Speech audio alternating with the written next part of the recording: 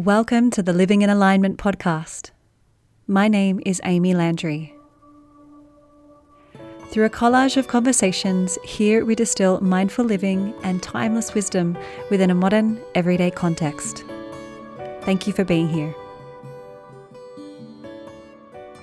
Kate O'Donnell is an international speaker, Ayurvedic practitioner, longtime yoga practitioner, and the author of 4 books, including the best-selling The Everyday Ayurveda Cookbook. She has been studying in the US and India for 25 years, and her new book, Everyday Ayurveda for Women's Health, is available for pre-order now. You can find her online at ayurvedicliving.institute and over on Instagram at kateodonnell.ayurveda. Kate, welcome to the podcast. I would love to start our conversation by delving into your story, because yoga and Ayurveda have both been woven into your life, evidently, for numerous years now. So if you don't mind, let's begin with a bit of your personal story and how these incredible timeless traditions came to grace your path and thereby bringing you into the work you're doing now in our community. Yeah, thanks. Thank you for asking. I wanted to go to India since I was little, like for no reason. I was just kind of obsessed with India since I was a child. So when I had an opportunity to go there as a college student, early, like I think it was my second year at university, I went to India to teach English. And I was able to get some credits towards my college by doing that.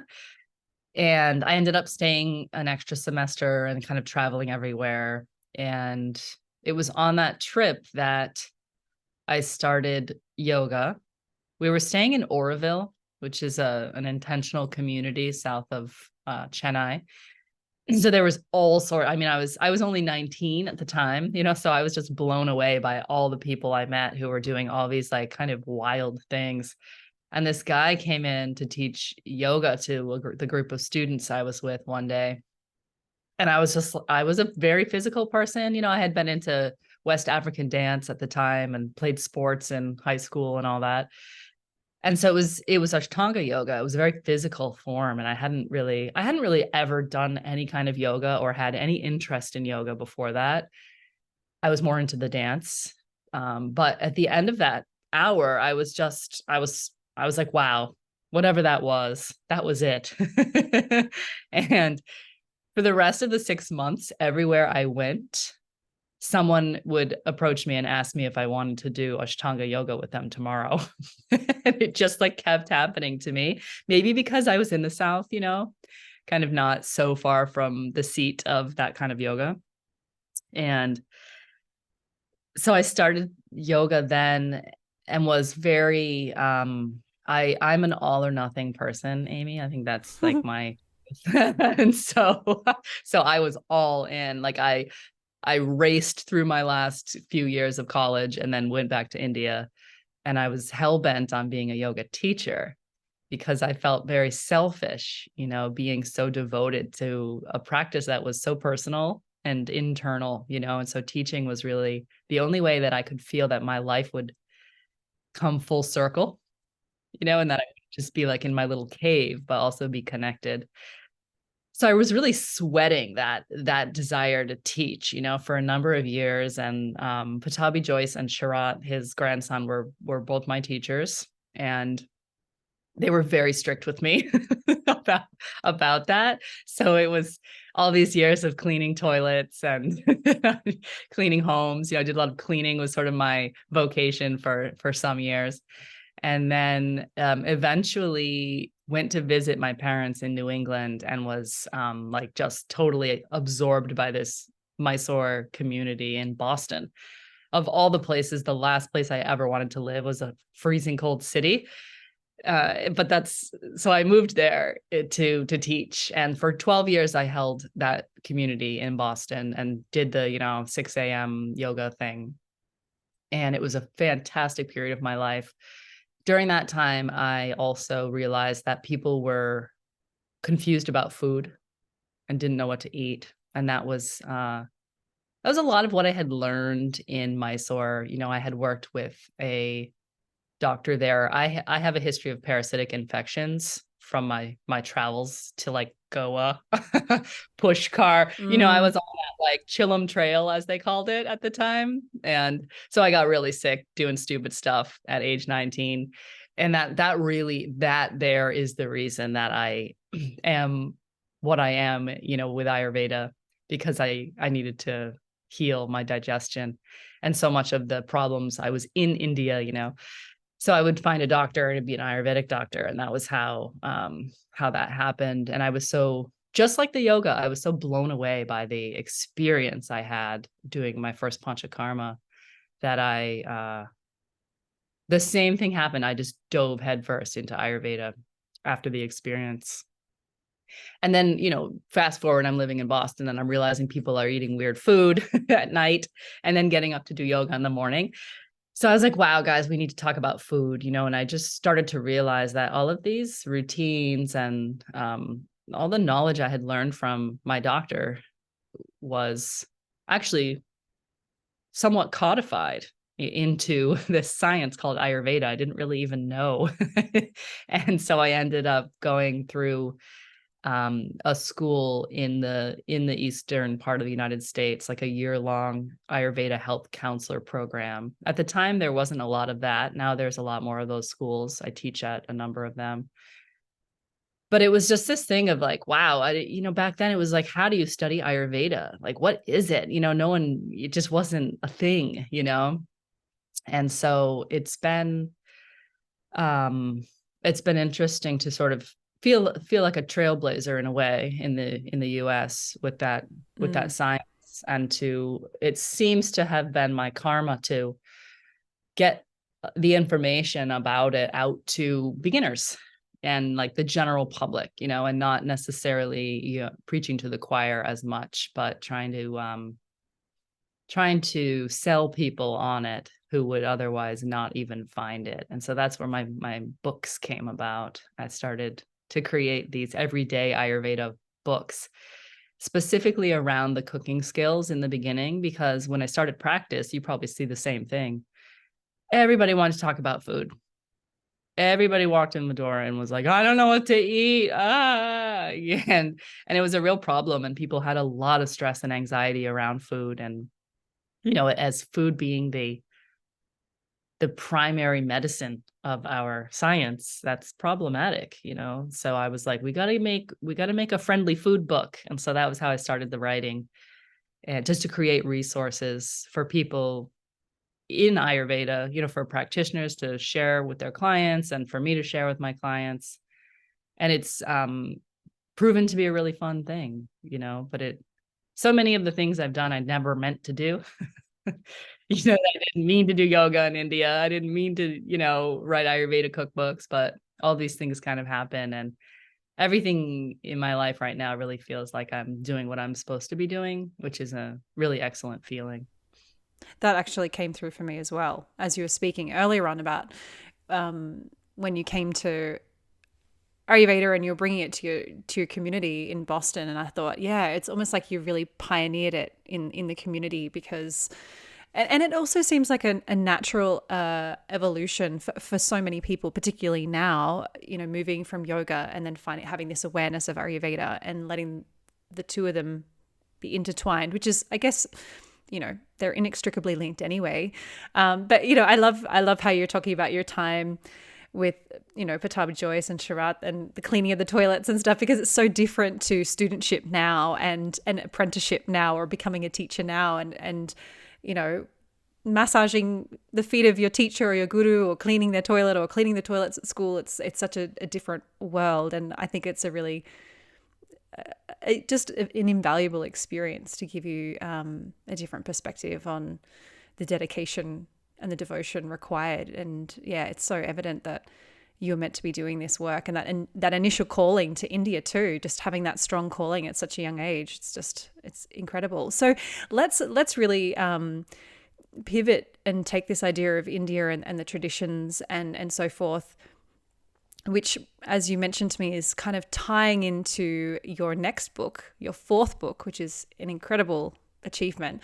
And let's talk about the stages of life, which I think is very relevant both in the context of yoga and Ayurveda. So I'm happy for you to take this or start this wherever you would like to. But yeah, if you want to talk about the 4 ashramas, that would be great. Yeah, thanks for asking about that topic. I'm currently obsessed, and I'm really obsessed with navigating principles in life, and I feel like for me, this philosophical underpinning of sort of the Vedic lifestyle, the 4 ashramas being like these, we can sort of divide 100-year lifespan into, let's say, 25 years, give or take, right? But let's say like a 25-year zone from 1 to 25, 25 to 50, 50 to 75, and then 75 to 100. And sort of focus on each of those parts of life in a way where there's specific aims, and specific aspects of one's life that are of more import during these different times. Because I feel like one of the things I've noticed about my teachers and the people who I respect the most is that their ability to look at life is through a very broad lens. Like Dr. Svoboda, for example, when he talks about, why Ayurveda is the way it is in this place, it's because he goes back thousands of years to get the context, Well, at that time in the history of humanity, this was happening. And so it's like that ability to really like zoom, instead of pixelating on whatever problem in the present moment, to really zoom out and think, where am I now? And so I use this vision of the ashramas as this, where am I? So it's like, well, what stage of life am I in, and why, how does that inform the things that I'm experiencing and the goals that I might be working towards in that time? So the first 25 years is that brahmacharya period, which so much confusion about that word, right? Yeah. Everybody used to throw it around on the travel circuit too. I'm practicing brahmacharya. And I'd be sleeping with that person within 48 hours, right? So the brahmacharya it's basically, I feel like you're learning yamas and niyamas, so it's one of those places where the yoga philosophies really overlap. And it was interesting for me because I remember one time in Mysore, Sharad would say something like, to Westerners, how different it was that we weren't necessarily raised with yama and niyama, and that we come to yoga at a deficit, not necessarily having that already baked into us, And I think that that's the message, of the brahmacharya period, is that that's the time where basic morality and rights and wrongs are getting baked into you. And so you're learning how, like, brahmacharyas, I like to define it as like walking in the way of God, like walking with Brahma, so you're learning how to be a spiritual person during that time. You're learning how many Oreo cookies you can eat without getting sick, and you're just learning how to be a person, and developing your personality, and learning to be kind, and checking the ego, which I think cleaning toilets and like serving your teachers is one of the great ways to check the ego at that age. When we're younger, we're very likely to see the world, in this very small I sense, that it's all about me and I. So for me to suck it up and clean toilets instead of have what I thought was a glamorous job teaching yoga, which is not glamorous. There was nothing glamorous about my studentship years. And that was good, that was a good thing, because it's teaches you about what's important. It teaches you humility, so I feel like all those basic lessons are coming through in those 25 years, where I used to think the brahmacharya period was about like book learning. So you go to university, and you do, of course, maybe you're learning a trade, so you're working with a cabinet maker, and then at some point after that period in your life, then you become the cabinet maker and you start to, have your job in the world. So that grihastha period, that say 25 years to 50 years is the time that you're most active. It's the fertility years. So we're making a family, we're having a job, we're involved in our children's school or, whatever it is. So it's like it's the pitta time of life, whereas the brahmacharya is the kapha time. So it's like we're building, we're growing, we're taking things in and holding them inside. And then we move into that pitta time where it's like go time, it's active, and it's crazy, especially for householders, people who also have children. And it's a crazy time. I feel the most important thing during that time is to try not to get sick, to maintain like just the right amount of self-care rhythms that we don't have a price to pay from those years, And that's a lot of my work, I feel like, is like, how easy can we make this Ayurveda stuff? Like, how can I get this into your life when you're literally running all day long, So that's the time where our bodies are the best well prepared to be very busy and to do the most, during those years. And then we start to slow down. We move into that vanaprastha, that third stage of life, which that word means forest dwelling, which is so cool because it implies, like, the way it used to be is that there were cities, and that's where all the commerce would happen, and that's where the universities were and all of that. And then you go out to the forest, and that's where the renunciants are. And the simple life is happening in the forest. Maybe you have some sheep, maybe you have a garden, and you're wearing clothes made of bark back in the day. So it suggests that we can have a foot in both worlds during that time, and I think it's a great time to be a mentor, to be a consultant, to volunteer, and you can still stay involved in culture and society, but don't have to hold the same amount of responsibilities. It's almost like you're consolidating your wisdom and starting to hand that over without completely withdrawing. Right, exactly. Which we will completely withdraw in the fourth stage of life, so that ability to withdraw and go focus only on spiritual evolution, it is there, but it's really in the last stage of life when you've fulfilled your karmas in the city, is what we would say, the city being like your active place in life. So I like that there's this in between, like, everyone in my place is obsessed with retiring. Everybody wants to retire, myself included. But I think it is also a time to turn over wisdom, as you say.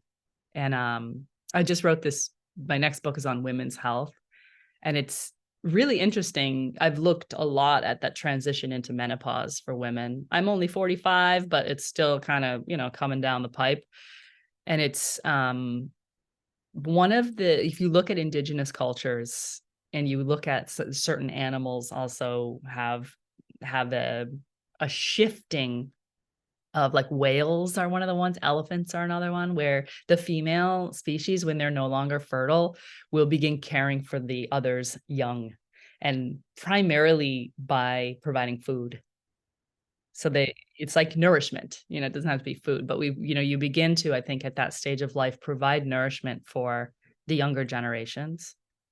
And I think one of the important things we could be thinking about now is also using that time to improve the state of the earth that we give to younger generations, which is very much not an aspect of retirement in the Western culture as it is now. It's more like sucking up resources after having, like, worked your ass off your whole life, So it's something I'm looking forward to now, being a time of being able to offer. Hopefully there are those who give a shit and want to hear it. When I was in the brahmacharya stage, I was somewhat of a punk. It's good that I had to clean toilets because I was a punk ass. Didn't want to listen to anybody who was older than me.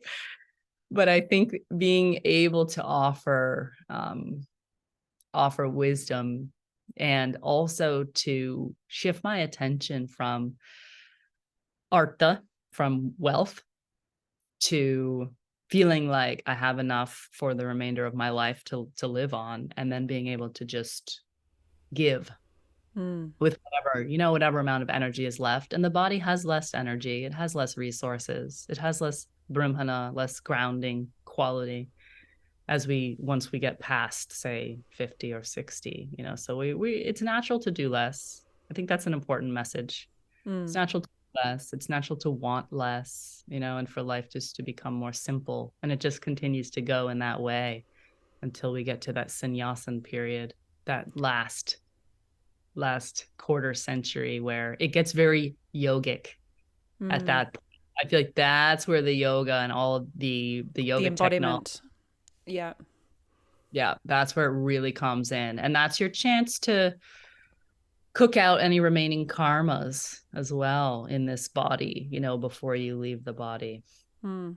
And all these stages of life are, I think, even perhaps more significant for women to understand, because we do go through so many different windows of change in our lives comparative to men, and particularly as you mentioned, that transition between the second and third stage. That's such a pivotal time for women. I know you just touched on this, and you're speaking about it a lot on Instagram at the moment, but yeah, that transition into perimenopause and menopause. And I think it's a beautiful thing that Ayurveda really encourages the preparation for this, not just physically but mentally. Like, this is coming, and it's made where I think the Western culture is, we don't really think about it until it arrives and we're in the thick of it. And the Ayurvedic approach is so beautiful because it asks us to look ahead. And this idea of these stages of life is really a way that we can start to see ourselves as living the tradition, and living particularly yoga, because we see it as such a separate practice. And you so beautifully articulated earlier, is just witnessing and contemplating the stage of life that we are at. And I think that I can totally relate to when you were saying that you're such a punk, because I think we're all like that in our, particularly in our early 20s approximately. And we have to go through this. It's sort of going through the fire, going through the initiation into wisdom. And I'm sure you're the same as myself. All the teachers that I admire, they're that much further ahead in terms of their age, and you can tell that their life experience has just graced them with so much wisdom, not just the wisdom from the traditions they've been immersed in, but just life itself. Mm-hmm. You were also a punk when you were younger? Well, well, yeah, let's just say, and I felt I was definitely the black sheep of my family for sure. I think so many people in yoga are, really, or were, but I think and you would be the same, because we're a similar age, and yeah, social media wasn't quite there, and I kind of think I see a few photos of myself on Facebook that I've just made private, and I think, yeah, let's just shut that window out, because that was a wild time, and that's when I came to yoga as well. So I think yoga is such a pivotal transition point for so many in those years. But look, and one thing I find really interesting that is, and perhaps you'd like to expand upon this further, but I think that you really clarified it, but this window of brahmacharya, it gets so typically and understandably translated to being, celibacy, student of the Vedas, and almost like learning to control the body. But what came to me when you were touching on that window of time, for anybody particularly out there, it would be a small percentage of listeners, but that is sort of in that early 20s window, I think it's really about cultivating boundaries and the discipline to be a steward of the tradition, learning how to have that integrity. Does that align with your, I guess, the way you assimilate brahmacharya? I like that. Yeah. Well, it's sort of like working with the cabinet maker. You learn everything that is involved in being a cabinet maker. So it's the same, if you're going to be a Vaidya, an Ayurvedic practitioner, or you're going to be, yoga teacher, that in order to then become one who holds that mantle, who's sharing that with others, there are things you need to know in order to not do it in a way that's harmful to others or harmful to yourself. So and I think a lot of that we learn by osmosis. This is something we're missing now, I think, in how yoga is taught. And potentially Ayurveda is going to go that way as well, where we don't have that gurukul relationship where you Mm, sit at the feet of your teacher, where you're just around them. You're around this person who has lived this certain lifestyle. And so by osmosis, we are we're absorbing certain relationships to reality from that person. mm, So I think brahmacharya, you spend those years being around those people. Yes, those are people will teach you how to be without directly teaching you how to be. They won't sit you down and write it on a chalkboard, but you're learning, mm. you know. Yeah, Totally. And I think that even is almost in some respects relates to even just being in India itself, being in that cultural context for these traditions as well. As you were mentioning, Sharat said, we're not raised with this kind of foundation of the yama and niyama, but even just, yeah, these systems are so inextricably linked to the cultural context and the daily life in India. And even going there, even if you're not at the feet of a teacher or what have you, being there is going to, whether consciously or subconsciously, influence how you transmit yourself as a student or teacher. Would you agree? I mean, you've spent a lot of time in India over the years. What's your experience been like there? absolutely. Yeah, I feel very lucky to have a lot of my learning has been in India, and the cultural context is clear to me, of why certain things are said the way they're said. Like for instance, in traditional yoga, the body is like a flesh sack. It's just this pound of rice that you have to carry around. And so much of the activity that we're interested in doesn't really have to do with that physical body that is so available to the eye and to the senses, but we're really working with the subtle and working with the mind.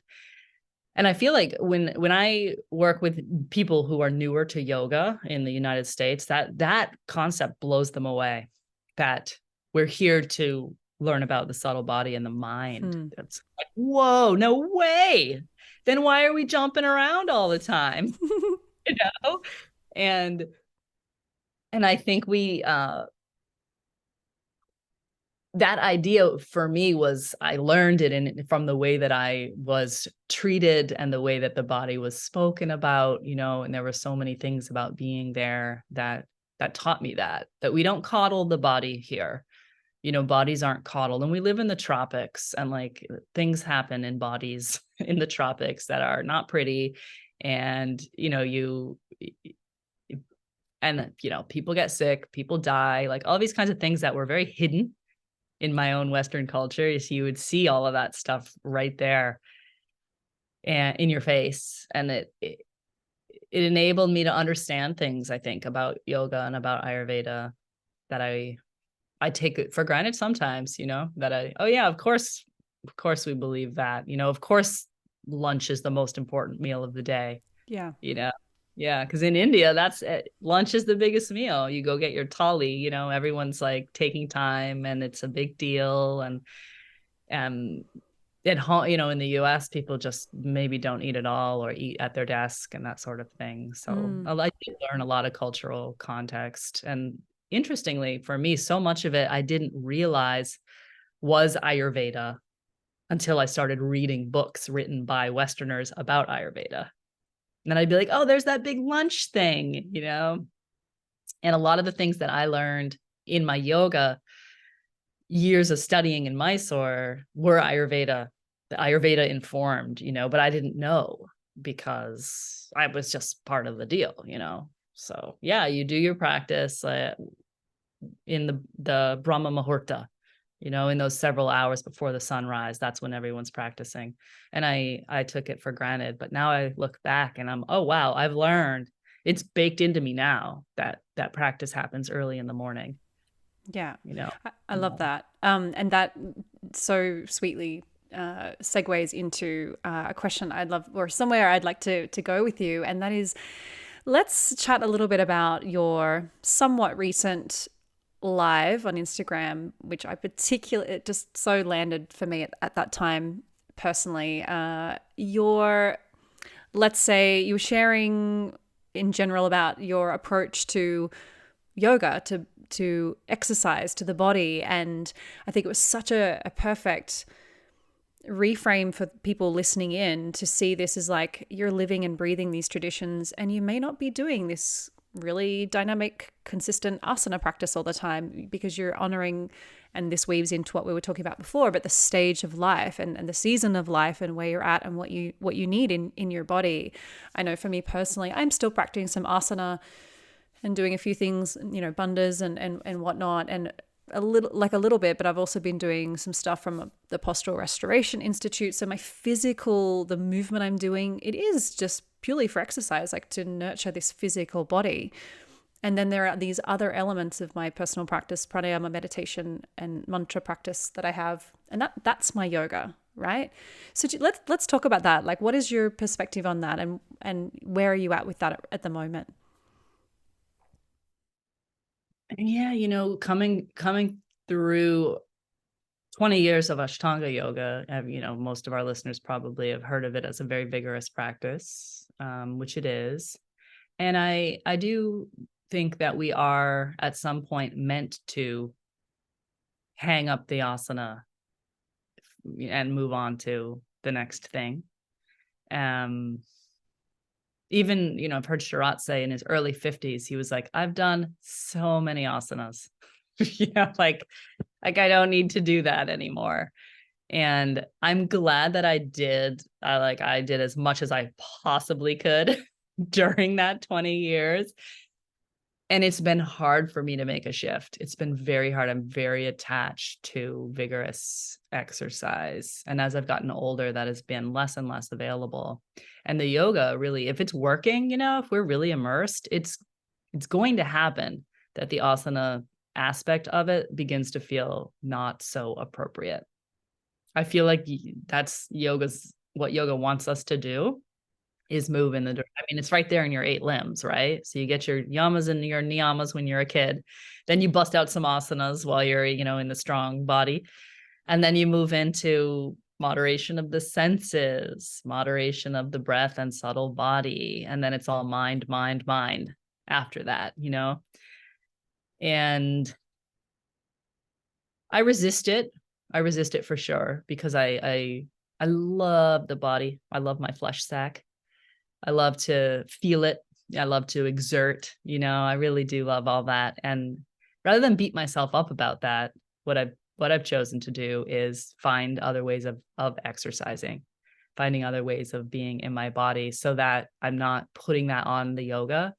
Cause that's what I would say from like 35 to 40, at least, I was still doing that. I was still pushing for physicality in the yoga, and it was all signs point towards internal activities, but I was pushing for this other thing. So then I got the paddleboard, to get out on the ocean, and I got a bicycle, and now I ride my bicycle into town and, do errands on my bike instead of in a car. And then I started going to the gym in January, which feels cliche, like, oh, I'm 45, I'm going to the gym now, I need to do, because the whole bone density and weight bearing and all that business, and I very much was of the mind that yoga does it all, that all you have to do is yoga, and I think that was true for me for many years. But as I get older, it's not true, because the yoga, it's not supposed to do it all. The yoga is supposed to be an internal process. And I still have an external life. I'm still in that grihastha period, and I want to be healthy. I want to be strong. Like I want to feel that mamsa dhatu. I want to feel the muscle tissue. I feel that's because the muscle tissue is that its function, as you know, is plastering. It holds the bones. And I feel a porous thing in my bones. And also my father's in his 90s and he's having a lot of what we call Swiss cheese in the bones, and I take after him in every way. And so I'm very much aware and as I watch his decline, I'm very aware of my own bones and I could feel like I need more muscle. I need more of that plastering effect. And so I had some friends who were going to the gym and they were just all about like, let's get more ladies in the gym, like come on over. So I started going to this powerlifting place that's right near my house. And it's like the Ashtangis of weightlifting. Everyone in there is like so focused, it's a really great environment. And I started lifting weights and I'm like, I never thought I would see myself in there, but it does feel like I'm strengthening that container for the bones, and I feel stronger, and it's changed my appetite as well, which is interesting. Yoga makes you want I think it makes you want the sweet taste a lot, to sort of support the nerves. And now I do find myself wanting more like savory tastes. And that feels good. That feels really good. So I'm building the body in a different way.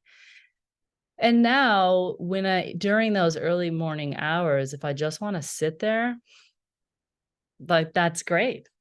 I can just sit, and do slower practices or more internal practices. And that space has really opened up for me because I know that I will be active at other times of the day. Because if I am not active every day, I get tamasic. I get like depressed. And so, especially the climate that I live in, if I'm in a warm place, it's less so, but in a cold and sort of foggy place, it's really necessary. So it's, for me, finding other ways of being active as a part of my lifestyle. So I go to the grocery store on a bicycle, and I get out on the water on the paddleboard as often as possible. Like, I'm putting all those things in my daily life so that I can sit at the computer and write books and teach courses, and I can have also a very quiet yoga time. And so now it feels like, everything's well-rounded. Everything is there. Yeah, totally. But I had to find other ways. I just think it's very problematic that yoga is touted as exercise. I think that everyone's going to have to backpedal from that someday and undo that belief to find what happens next in yoga. For sure. And I have spoken about this on previous episodes, but it's like it comes with that maturation of your practice. And I think everything that you've said here is such a permission slip for us all to move beyond, well, not necessarily move beyond asana as in relinquishing it, letting it go, but how can we really look at ourselves and our lives in a way that is everything is yoga, and everything is Ayurveda. Like everything is coming from a place of wisdom and deep listening to our needs. And it sounds so, it sounds boring perhaps to say this, but it sounds so useful to do something so well-rounded as you are. You're embracing so many different types of movement. You're weaving movement into everyday life. And this probably just sounds like such logical stuff, but we can neglect it. We can easily neglect it. And I know personally, we've got 2 young children, had really positive birth experiences, but even with that being said, everything you were mentioning, I so resonate. Like I feel now the changes in my body massively, and yeah, that feeling. I love that you wove in the dhatus as well. And it's just like, this is so, you're talking about movement and asana and the body, yoga, and you're also speaking to the dhatus, which is like such a prime example of how the language of Ayurveda is so connected to yoga. But anyway, like I feel it in my body, like my muscles. It's almost like I feel almost as though they're moving away from the bones. They're just like, Yes. And it's like I need to kind of just get them back on, like get that strength in the grip, and I also come from a dance background as well. So yes, I can, what your body's like in quite a peak state. And I think around that age 40, you really start to notice that huge change. At least I have.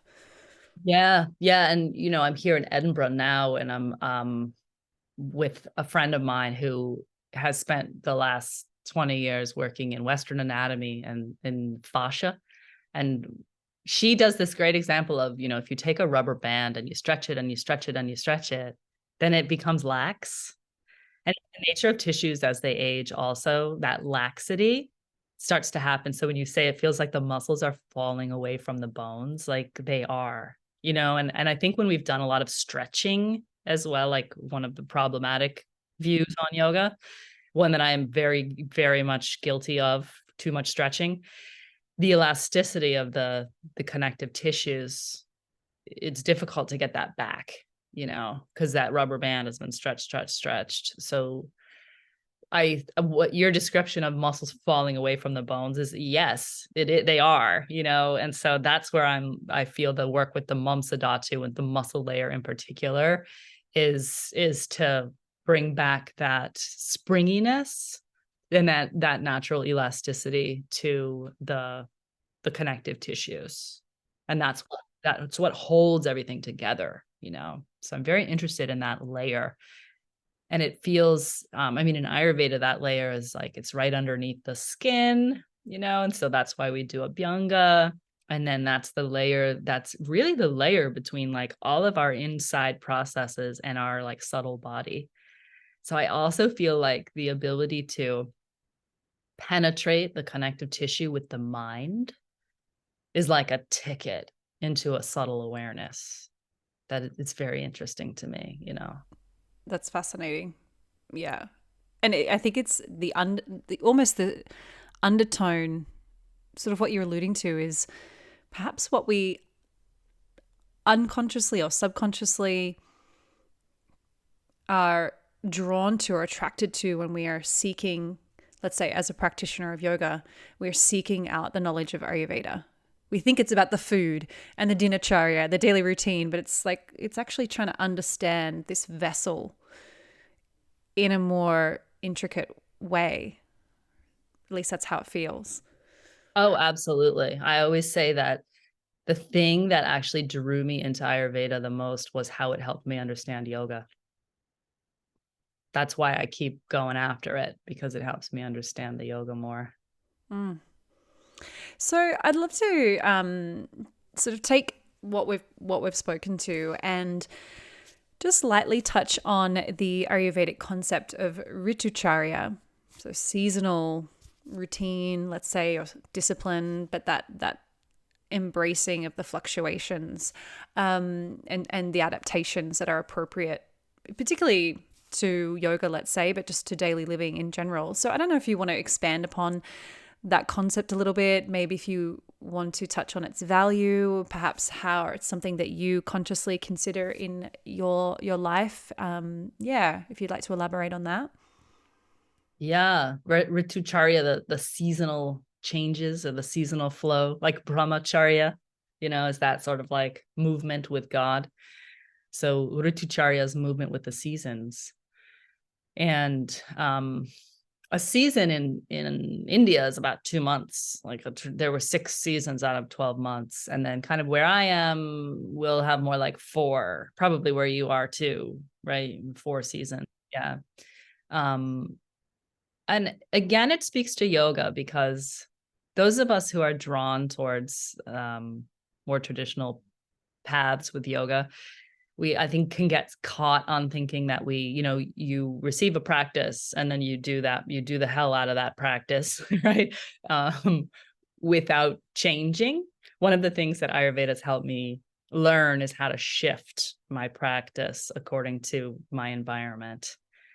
And that it makes sense that the body might crave things differently in different seasons, So in the winter time, the fires actually centralize in the core of the body, whereas in warm weather, the fires are circulating and moving. So cold weather is actually a better time for more vigorous work in order to move. It's like you need to help things move, because the nature of the body in the winter is to pull everything into the core. So it's a funny one, because where I live, more people kind of sit around in the winter and are active in the summer. In the winter, you get coat. A hibernation. Exactly. And I think there is some of that because we lose the light, so it's dark for so many hours. But one of the things I schedule my whole life around 11 a.m. to 1 o'clock in the afternoon in the winter, because that's when the sun is high. And I will find a patch of sunlight in my house, like, and I'll go, do yoga in my underwear or something in the sun right there, or take a walk, and get outside. Like 11 to 1 is this like magic. That's the time that I try to get out and like move. And then in the summer, it's like, it's very hard to rest. It's very hard to slow down and like do internal work. It doesn't come naturally. I always notice in the fall that I start dropping in really naturally to more subtle work. And, I live in such a pretty far north. So we have these very strong seasons where everyone runs around like a crazy person for 2 months in the summer. And I don't like, I used to, I think, give myself a hard time for being less sattvic in the summer, less sane. Now I'm like, woo, party time. And I just do whatever because it's such a short season. And I know that when the fall comes, it's like, oh, my desire to kind of sit down at the computer and work, and my desire to do more seated work in the practice, all of it just kind of comes back in the fall. And then the time for the most vigorousness is the spring, when all of the liquids in the body get a little more viscous and everything's like really sticky and moving slow, and we have to kind of move out stagnation from the winter. And so I will gravitate back towards like sun salutations and Ashtanga yoga and things like that in the deep winter and early spring, for sure. So I've kind of noticed over the past few years that there is a flow. There is a seasonal flow to my yoga practice, that it moves in this way. It kind of goes out the window in the summer, or I just do like, it's so easy to do asanas in the summer because your body feels so great, And then in the winter, I have to work more at getting that circulation moving out into hands, feet, and really, really jamming and doing the movements. So it's, I've been having a conversation on Instagram recently about like, what do we do in the winter to get active? Because I can't do my paddleboard and I'll have to put my bicycle away, So I'm like, again, looking for me, outdoor activities. I feel connecting with nature in all of its seasons is really important. And you, as you highlighted, similar to us here where I live, we have 4 distinct seasons.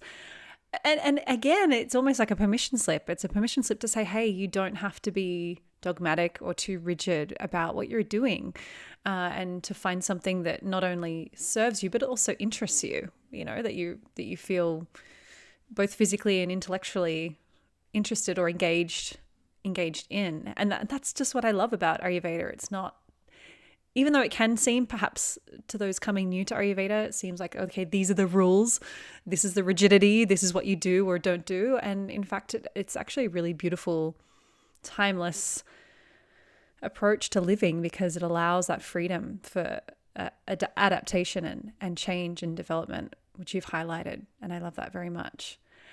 So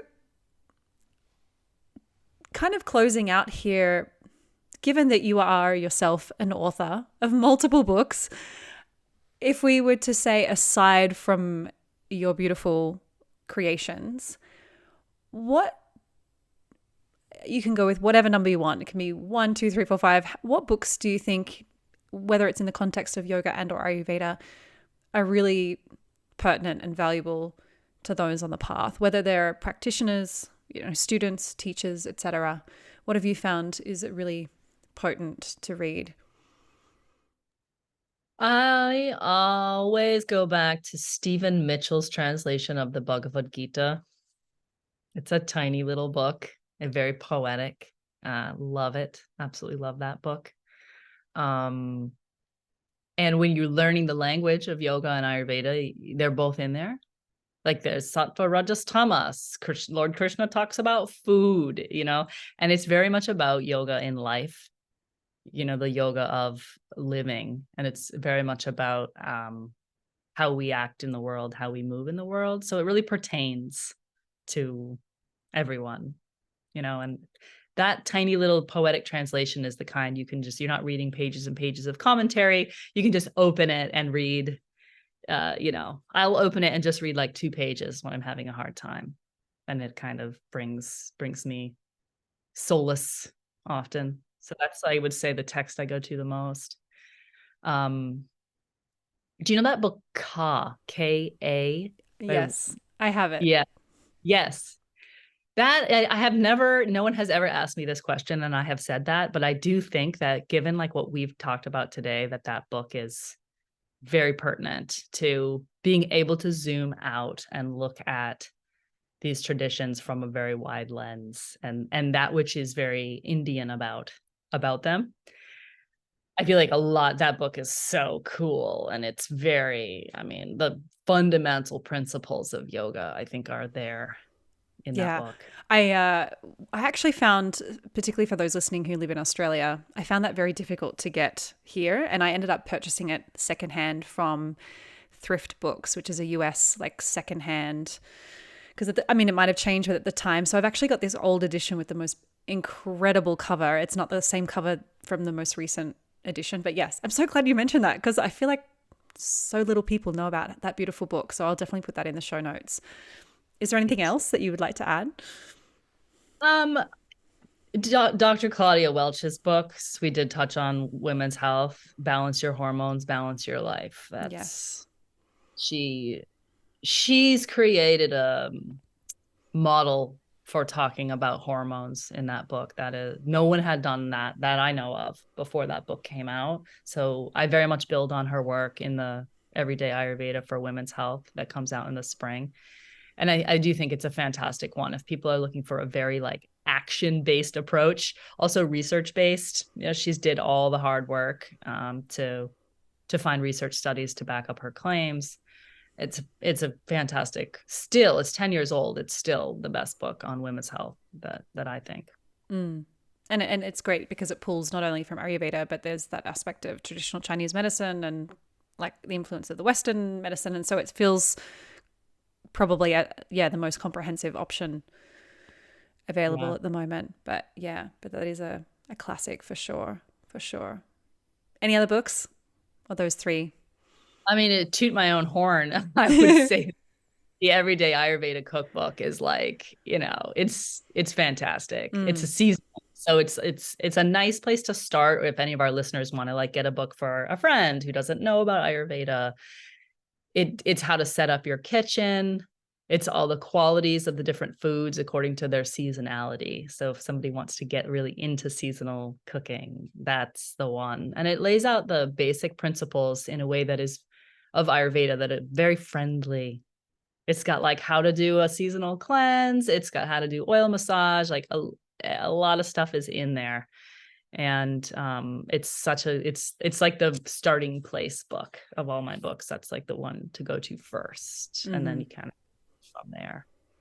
Yeah. And for anybody listening who's interested in your latest book that's coming out, it's available for pre-sale now. And I believe, is it correct? It's April 2024. It's due to come out. That's right. Yeah. It's very exciting. I had a little sneak peek on Amazon, and the cover is really beautiful. Right. Yeah. Thank you. It'll be a hardback, this one. We're waiting. I was a little bit everydayed out. Because my last 3 books kind of came out pretty boom, boom, boom. And I was like, I want this one to look different. So it does look different, and it is different. It's, I just think as I write these books, I'm a little like further in my own journey, as the years go by. And so I'm able to go a little bit deeper with each one. Yeah. Well, I guess these books are in some subtle sense a reflection of even what we've talked about. Like it's your own evolution and change in direction of your own path. And I think that's really wonderful, because it's like everybody can kind of move along with you, or start where they're at as well. You've been able to offer so much, not only through food, but you've got your book about self-care, and now this latest book that's due to come out. So it's kind of addressing all of these different facets that is Ayurveda, and makes it far more accessible, which is so well needed for sure. Kate, is there anything that you would like to add to our conversation, or to close with, that you would like to mention? I think I like this permission slip that we've had come up. I think that the thing to remember is that we're all walking this path, unique paths, and the point in listening to conversations like this is to diversify how we understand reality. So you listen to a podcast, you see it through Amy's lens and Kate's lens, and then there's your lens, and they're not meant to be the same. They're all meant to be different, and people aren't meant to walk the road the way you have or I have. It's like, it's their own way. And so as you take these practices into your life, they manifest in ways that will be very unique, to each person. And as you pointed to earlier, it's not about following rules so much as I do think that at the end of the day, one's body does have rules. Yours has rules, mine has its own rules. And I think a lot of it is about learning like what works and what doesn't work in the body. And Ayurveda gives us the touchstones in which to look at, like, what are we observing? We're observing our sleep, we're observing our menstrual cycle, our digestion. Like, it gives us the language to know whether our digestion is working the way that would be optimal or not, and then you start to look at, well, what might be causing these problems now that I know these are problems. And it's such a journey that I always recommend people be mad scientists, and just get in the lab. Your life is a lab, and just try to enjoy the journey of it. Such a good metaphor. I love that. Kate, thank you so much for your incredible wisdom. I found this conversation really enriching personally. That's what I love about running the podcast, is that I get to have these incredible conversations with amazing people that I aspire to. And just thank you for your contribution to the community. It's incredibly valued and evidently making an impact and influencing so many people. So for those listening, please do check out Kate's Instagram, which is mentioned in the introduction and also in the show notes, and also your website if anyone would like to study. You've got multiple courses and offerings online, both for everyday students, but also for qualified professionals, practitioners, and so forth as well. So we'll add those details there. But thank you so much again, Kate. I could talk to you probably all day, and really appreciate you coming to us while you are jet lagged over in Scotland. So I really appreciate it. Yeah, thanks for having me. It's good to connect. If this episode was of value to you and your life, please subscribe. And if you can think of someone who would benefit from this dialogue, please do them a favor and send it their way. If you feel called, hop on over to iTunes and leave a 5-star review. This is the best way to get these conversations into the ears and hearts of our wider community, to those who need it most. You can find me at amyelandry.com or over on Instagram at amyelandry. May we all move a little closer to a life living in alignment.